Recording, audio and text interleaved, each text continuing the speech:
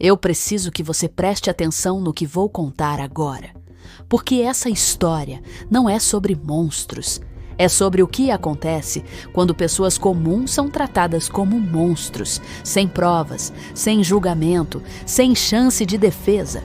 E o pior, isso aconteceu aqui no Brasil, com brasileiros, transmitido ao vivo pelas maiores emissoras do país, em horário nobre, com direito à trilha sonora dramática e tudo.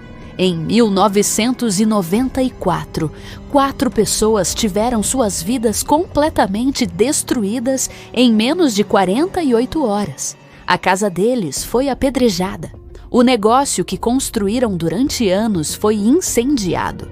Os filhos deles foram expulsos da escola onde estudavam. Os nomes e rostos deles foram estampados em cadeia nacional como se já tivessem sido julgados e condenados por um tribunal. O problema é que eles não tinham feito absolutamente nada. E o Brasil nunca pediu desculpa. A escola base ficava numa rua tranquila da zona sul de São Paulo. Era uma escolinha pequena, daquelas de bairro que todo mundo conhece.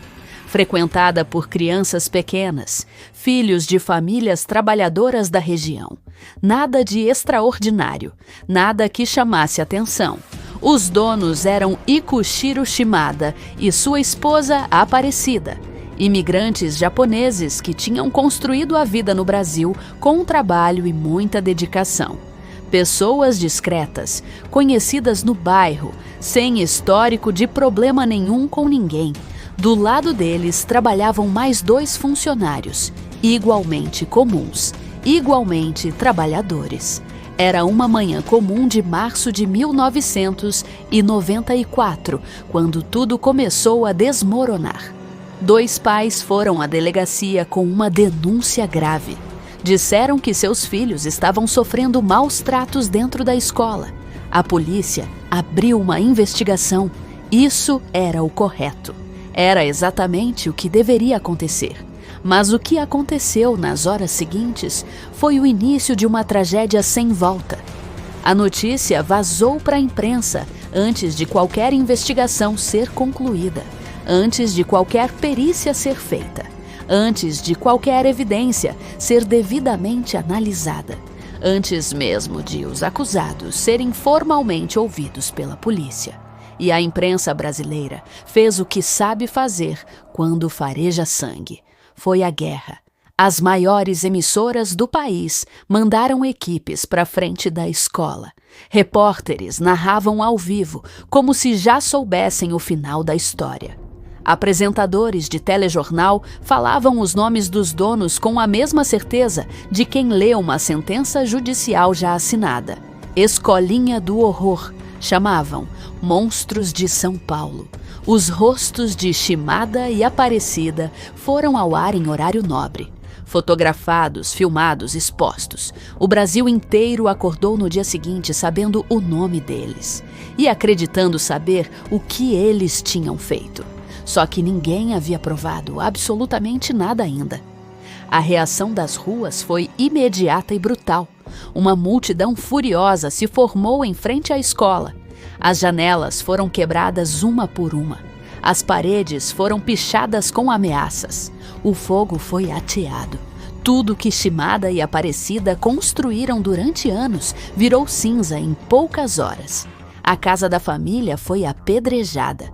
Os filhos deles, crianças que não tinham nada a ver com nada, foram chamados de filhos de monstros e expulsos da escola onde estudavam.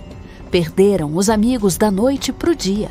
Shimada teve um colapso nervoso completo e foi internado. Aparecida não conseguia mais sair na rua sem ser xingada e ameaçada. Um dos outros funcionários tentou contra a própria vida. E as câmeras continuavam filmando. E os apresentadores continuavam falando. E o Brasil continuava assistindo. Quando os peritos finalmente fizeram o trabalho deles, encontraram 0 evidências, nenhuma marca, nenhum sinal físico, nada que confirmasse qualquer tipo de crime. Não havia crime. Nunca houve. O caso foi arquivado meses depois. como se arquiva qualquer processo burocrático sem importância. Uma linha numa pilha de papéis. Arquivado. As emissoras nunca foram punidas de forma proporcional. Os apresentadores continuaram suas carreiras normalmente. Houve processos civis anos depois, algumas indenizações, valores que não chegam nem perto do que foi tirado dessas pessoas. Shimada nunca se recuperou completamente. Morreu anos depois carregando o peso de uma acusação que nunca foi sua. E a pergunta que esse caso deixa é simples e muito perturbadora. Se isso aconteceu em 1994, com TV aberta e jornal impresso, imagina o que acontece hoje. Quando uma acusação leva 3 segundos para chegar em milhões de pessoas. Quando um print fora de contexto destrói uma reputação antes de qualquer investigação começar. Quando o julgamento das redes sociais é mais rápido, mais cruel e mais permanente do que qualquer tribunal. O caso da escola base não é uma história antiga, é um aviso que o Brasil recebeu em 1994 e escolheu ignorar. Esse foi o Arquivo 001 do página 404. Casos que não deveriam existir, mas existiram.